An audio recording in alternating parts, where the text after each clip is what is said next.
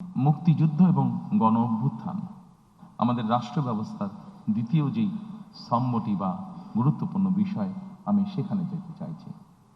মুক্তিযুদ্ধ এবং গণ অভ্যুত্থান অত্যন্ত দুঃখজনক হলেও আমরা দেখেছি গত 16 বছর আমাদের জাতির যে গর্ব, যেটি নিয়ে আমরা যতদিন এই দেশটিকে থাকবে আমরা ততদিন যা নিয়ে গর্ব করব তা হচ্ছে আমাদের দেশের স্বাধীনতা বা মুক্তিযুদ্ধ। আমরা দেখেছি কিভাবে এই মুক্তিযুদ্ধটিকে একটি পরিবার বা একটি দলের সম্পত্তিতে পরিণত করার চেষ্টা করা হয়েছে। সম্মানিত উপস্থিতিবৃন্দ, আমরা মনে করি নিরপেক্ষভাবে মুক্তিযুদ্ধের স্মৃতি সংরক্ষণ করা এটি একটি জাতীয় দায়িত্ব এবং আমরা সকলের সাথে নিয়ে সকলের পরামর্শক্রমে উপদেশক্রমে আগামীতে এই বিষয়টিকে আমরা উপস্থাপন করতে চাই নিরপেক্ষভাবে জাতির সামনে।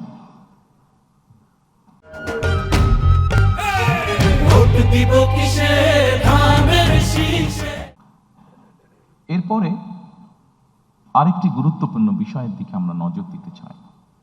গণ অভ্যুত্থানের শহীদ পরিবার ও যোদ্ধাদের কল্যাণার্থে আমরা এর ভিতরেই এটি বলেছি যে মুক্তিযোদ্ধা মন্ত্রণালয়ের মধ্যে আমরা একটি ডিপার্টমেন্ট তৈরি করতে চাই, যেটির কাজ হবে 2024 সালে যে গণ অভ্যুত্থান হয়েছে এবং বিগত 16 বছর ধরে গণতন্ত্র পুনরুদ্ধারের আন্দোলনে বহু মানুষ যারা খুন গুম শিকার হয়েছেন, যারা বিভিন্নভাবে নির্যাতিত হয়েছেন, এই মানুষগুলোকে আমরা কিভাবে সহযোগিতা করতে পারি, কিভাবে এদের পাশে দাঁড়ানো যায়, সেই ব্যাপারে আমাদের একটি পরিকল্পনা রয়েছে আলাদা একটি ডিপার্টমেন্ট তৈরি করার মাধ্যমে। সম্মানিত উপস্থিতিবৃন্দ, আন্দোলনের সময় যারা শহীদ হয়েছেন আমাদের একটি পরিকল্পনা রয়েছে, সেই শহীদরা তাদের বিভিন্ন এলাকা আছে, যারা যেই এলাকার স্বাভাবিকভাবে দেশ সামনের দিকে এগিয়ে নিয়ে যাবে।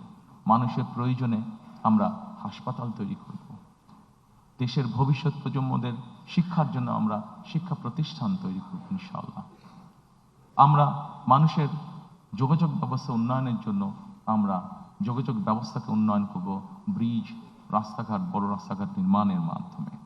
আমরা সিদ্ধান্ত গ্রহণ করেছি যে এই শহীদরা যাতে যুগের পর যুগ তারা হারিয়ে না যায়, বরং তারা যাতে মানুষের সামনে থাকতে পারে, সেজন্য এই সকল রাষ্ট্রীয় প্রতিষ্ঠান যেগুলো হবে সেগুলো আমরা সেই এলাকার যারা গুম খুন শহীদ হয়েছেন তাদের নামে আমরা নামকরণ করব।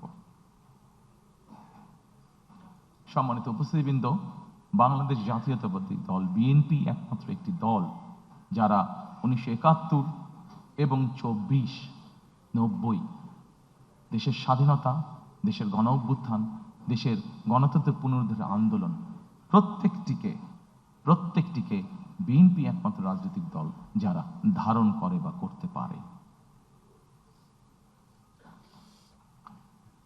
সম্মানিত উপস্থিতিবৃন্দ, গণ অভ্যুত্থান ও ফ্যাসিবাদী আন্দোলনে শহীদদের অবশ্যই সার্বিক সহায়তা প্রদান আমাদের অন্যতম লক্ষ্য, যা এরই ভিতরে আমি আপনাদের সামনে উপস্থাপন করেছি।